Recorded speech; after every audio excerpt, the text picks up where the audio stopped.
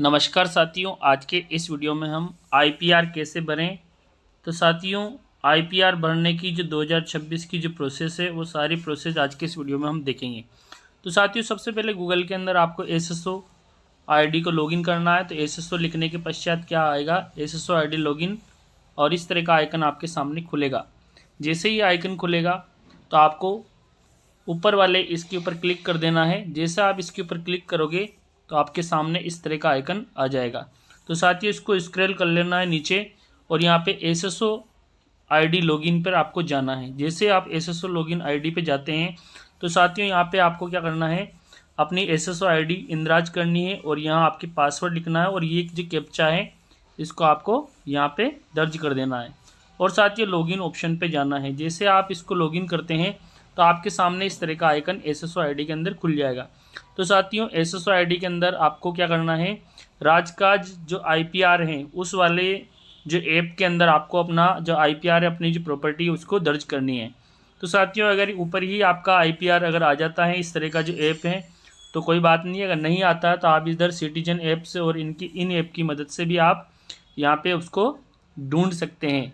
Other active app में भी आप इसको राजकाज आईपीआर को ढूंढ सकते हैं। जैसे आप इसको ढूंढोगे तो आपको इस ऐप के ऊपर क्लिक करना है। जैसे आप इसके ऊपर क्लिक करते हैं तो आपके सामने इस तरह का आइकन खुल जाता है, ऊपर राजकाज और नीचे राजकाज आईपीआर 2026। अचल संपत्ति का विवरण आपको यहाँ पे देना है। देखिए यहाँ पे वर्ष 2025 यानी 1 जनवरी 2026 की स्थिति में आपको अपना आईपीआर दर्ज करना है। अगर आपने पहले के वर्षों में अपनी पूर्ववर्ती अचल संपत्ति अगर दर्ज कर रखी हैं तो आपको नीचे वाले कॉलम में से आप उसको देख सकते हैं। और अगर आपको नहीं देखना है तो आपको सीधे 2026 की आईपीआर भरनी है, वर्ष 2025 की। ओके, 1 जनवरी 2026 की स्थिति में आपको दर्ज करनी है। तो देखिए आगे की स्टेप्स क्या है। अगर आपको पूर्ववर्ती अपनी ये देखनी है तो आप एम्प्लॉय आईडी यहाँ पे दर्ज कर दीजिए। ऐसे आप एम्प्लॉय आईडी दर्ज करेंगे तो आप यहाँ पे सबमिट करोगे तो आपकी जो पिछले वर्ष की 2021, 22, 23, 24, 25 तक की जो आपकी जो आईपीआर है वो यहाँ पे शो हो जाएगी। आप चाहें तो उसको डाउनलोड करके, क्योंकि साथियों इस बार जो है आईपीआर आपको इस बार जो नए आईपीआर इस मॉड्यूल के अंदर आपको पूर्ववर्ती जो आपकी जो है वो इसमें आपको एक एक करके दर्ज करनी होगी। नेक्स्ट देखिए आगे की जो प्रोसेस है, आप आईपीआर 2026 पर जाते हैं तो आप वर्ष 2025 यानी कि 1 जनवरी 26 की स्थिति में आपको आईपीआर दर्ज करनी है। तो आप इसके ऊपर क्लिक करते हैं। जैसे आप इसके ऊपर क्लिक करोगे तो आपके सामने इस तरह का आइकन खुलेगा। तो साथियों इसमें 6 ऑप्शन आपके सामने आएंगे। अगर आप गवर्नमेंट एम्प्लॉई हैं उसके, अगर आप अदर एम्प्लॉई हैं तो आपके जो भी हैं, आप जिस भी तरीके से आपको जिस भी जॉब में है, अगर गवर्नमेंट जॉब में है तो आपको फर्स्ट ऑप्शन भरना है, आप अदर जॉब में है तो आपको यहाँ पे भरना। अगर गवर्नमेंट एम्प्लॉय है तो गवर्नमेंट एम्प्लॉय पर आप क्लिक करके ये जो है नीले रंग का आइकन आप इस पर क्लिक कर देना है। जैसा आप इसके ऊपर क्लिक करोगे तो आपके सामने ये जो है गवर्नमेंट एम्प्लॉय वाला है, ये अलग अलग जो है 6 आइकन, आप जिसमें भी आप तो गवर्नमेंट एम्प्लॉय पे क्लिक कर देना है। तो इसके ऊपर जैसे ही क्लिक करोगे तो आपके सामने इस तरह का आइकन आ जाएगा। तो साथियों यहाँ पे पर्सनल इन्फॉर्मेशन आ जाएगी। यहाँ पे आपकी एसएसओ आईडी और गेट डाटा, आप डाटा कहाँ से लेना चाहते हैं, तो आप एसएसओ से डाटा लेना चाहते हैं या आप एसआईपीएफ से डाटा लेना चाहते हैं तो वो आप यहाँ पे अपना डाटा सर्च कर सकते हैं। जैसा आप यहाँ पे डाटा सर्च करते हैं तो आपकी डिटेल यहाँ पे खुल के आ जाती है। तो आपकी पूरी डिटेल, आपका नाम वगैरह जो भी है, आपकी एम्प्लॉय आईडी, वो सब यहाँ पे ऑटोमेटिक आ जाएगी। अगर इसमें कोई संशोधन करना है तो आप यहाँ पे संशोधन भी कर सकते हैं। रिक्रूटमेंट, आपका डायरेक्ट रिक्रूटमेंट है तो वो लिख सकते हैं आप। सर्विस डेसिग्नेशन आपका अपना जो है किस वो है, आपका कौन सा डिपार्टमेंट है वो यहाँ पे आपको सर्च कर लेना है। सर्विस रूल्स आपके कैसे हैं, स्टेट के हैं या सबऑर्डिनेट सर्विस है। सर्विस क्लासिफिकेशन सबऑर्डिनेट या जो स्टेट सर्विस है, अगर लेक्चरर हैं तो स्टेट सर्विस, और जो है अगर आप लेक्चरर से नीचे हैं या अधीनस्थ सेवाओं के अंदर आते हैं तो सब ऑर्डिनेट सर्विस पे जाना है। अगर आपका डेसिग्नेशन यहाँ पे साथियों सर्च करना है, डेसिग्नेशन आप जिस भी पद पे हैं यहाँ पे आपको मिल जाएगा। सबसे पहले आपका जो है आपका जो विभाग है वो, जैसे आप विभाग के ऊपर क्लिक करोगे तो आपके यहाँ पे पद अपने आप शो हो जाएंगे। एम्प्लॉय का टाइप है तो आप गजेटेड हैं, अगर लेक्चरर हैं तो गजेटेड आ जाओगे। अगर लेक्चरर से नीचे 2nd ग्रेड हैं, 3rd ग्रेड हैं तो आप जो है नॉन गजेटेड की श्रेणी में आओगे। आपकी पोस्टिंग का टाइप है, आप परमानेंट हैं तो परमानेंट। सर्विस आपने कब ज्वाइन की थी, तो साथियों आपकी सर्विस की ज्वाइन यहाँ पे आपको अपडेट कर लेनी है, अगर सही है तो अपडेट नहीं करनी है। और करंट पोस्टिंग आपका कौन से जगह आप पोस्टेड हो वो डालना है। आपकी जो बेसिक है, जो भी आपकी बेसिक है वो यहाँ पे दर्ज कर देनी है।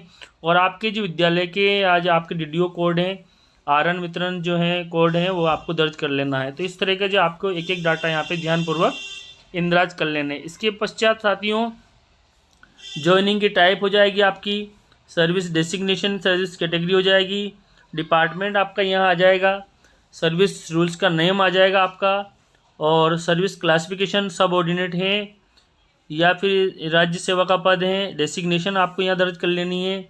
और यहाँ पे नॉन गजेटेड या गजेटेड को टाइप कर लेना है। यहाँ पे अपने आप 2 ऑप्शन आ जाएंगे, और आप किस परमानेंट है या जो भी है क्लियर आपका डेसिग्नेशन हो जाएगा, और करंट पोस्टिंग प्लेस भी आ जाएगा। बेसिक आपको इंदराज कर देनी है। और इस तरह से जो आपकी अपॉइंटमेंट डिटेल पूरी यहाँ पे शो हो जाएगी, कब आपकी जो फर्स्ट अपॉइंटमेंट हुआ और जो डेट ऑफ रिटायरमेंट सारा अगर क्लियर है, सही है, तो आपको इसको अपडेट एडिट करने की ज़रूरत नहीं है। अगर सही नहीं है तो आप इसको एडिट कर सकते हैं। अब साथियों इस तरह से कंप्लीट होने के पश्चात जो है आपकी पूरी डिटेल यहाँ पे सबमिट करने के पश्चात, इसको जैसे आप सबमिट करोगे तो आपकी पूरी डिटेल क्लियर हो जाएगी। इसके बाद आपको क्या करना है, आपको अपनी प्रॉपर्टी को ऐड करना है। आपकी प्रॉपर्टी ऐड करने के लिए क्या करना पड़ेगा, आपको ऐड योर फर्स्ट प्रॉपर्टी, आपकी फर्स्ट प्रॉपर्टी को आपको यहाँ पे ऐड करना है। अगर आपकी प्रॉपर्टी नहीं है तो यहाँ नील वाला ऑप्शन भी है, तो इसके ऊपर जा सकते हैं। तो आपकी प्रॉपर्टी फर्स्ट प्रॉपर्टी आपकी पूरी डिटेल यहाँ पे शो हो जाएगी। इसके बाद ऐड प्रॉपर्टी पे आपको जाना है। जैसे आप ऐड प्रॉपर्टी पे जाते हैं तो साथियों यहाँ पे पूरी की पूरी डिटेल आपके सामने अपना जो है पूरा ऐड प्रॉपर्टी के बाद आपका पूरा डिटेल सक्सेस हो जाती है। यहाँ पे ऐप पे जाने के बाद आईपीआर भरना है, आईपीआर भरने के बाद ऐड प्रॉपर्टी करना है, ऐड प्रॉपर्टी के बाद आपको अपनी जो प्रॉपर्टी है उसको ऐड करना है। तो प्रॉपर्टी का टाइप्स, अगर आपने परचेजिंग की है या आपको गिफ्ट दी है या जो भी है उसके संबंध में यहाँ पे जानकारी देनी है। प्रॉपर्टी का प्रकार लैंड से है या प्लॉट है या जो फ्लैट है, जो भी आपको यहाँ पे इंदराज कर लेना है। एड्रेस आपको यहाँ पे लिखना, अगर आपने रूरल यानी कि ग्रामीण है या अर्बन है। अगर आपका प्लॉट शहरी क्षेत्र में आता है तो आपको अर्बन करना है, और अगर आपका ग्रामीण में आता है तो आपको रूरल करना है। उसके बाद वहाँ का एड्रेस देना है।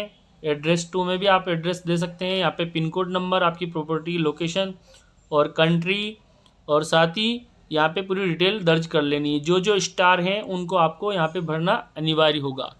अब साथियों आगे की डिटेल्स, आपकी प्रॉपर्टी का प्रकार होगी यहाँ पे पूरा एग्रीकल्चर है या जो भी है, प्रॉपर्टी का टाइप हो गया, एड्रेस भर दिया आपने, एड्रेस 2 भी भर दिया। पूरी डिटेल भरने के पश्चात अब आगे बढ़ोगे। तो जैसे आप आगे बढ़ोगे तो अब आपको क्या करना है, ओनरशिप।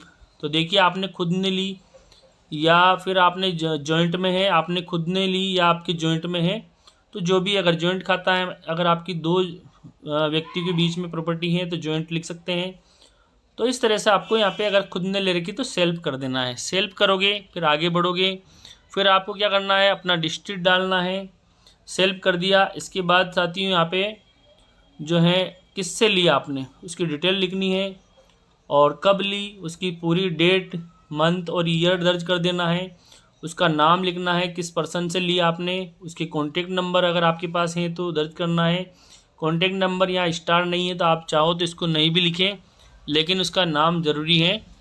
इसके बाद साथियों पूरी डिटेल आपने लिख दी, उसका नाम लिख दिया, जिससे प्रॉपर्टी ली उसका कॉन्टेक्ट नंबर लिख दिया, और जो है उसकी जो प्रेजेंट वैल्यू कितनी है। तो साथियों उसकी आपने जितने में प्रॉपर्टी ली, परचेजिंग डिटेल में आपने कितने में प्रॉपर्टी ली, आपने सेविंग से ली या आपने जिस तरीके से ली, लोन से ली, वो सारी डिटेल यहाँ पे देनी है। तो प्रॉपर्टी की जो है आपका अमाउंट यहाँ पे आ जाएगा। प्रॉपर्टी का जैसे अमाउंट आएगा तो उस बंदे की जिससे भी आपने ज़मीन ली या जो प्रॉपर्टी ली उसकी डिटेल हो गई, कॉन्टेक्ट नंबर हो गया।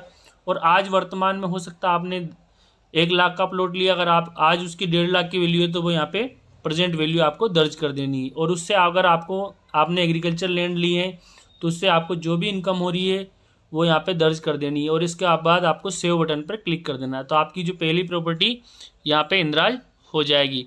अब साथियों अगर आपके पास दूसरी प्रॉपर्टी है तो आप दूसरी प्रॉपर्टी, या आपकी जो फर्स्ट जो प्रॉपर्टी है आपकी सक्सेस हो चुकी है, इसके बाद साथियों दूसरी प्रॉपर्टी को भी यहाँ पे ऐड प्रॉपर्टी पे जाके आप डाल सकते हैं। इस तरह से तीसरी प्रॉपर्टी, जितनी भी प्रॉपर्टी आपको यहाँ पे ऐड प्रॉपर्टी में जाएंगे, जैसा आप ऐड प्रॉपर्टी में जाओगे तो आपके पास वापस पहले जैसा फॉर्म खुल जाएगा।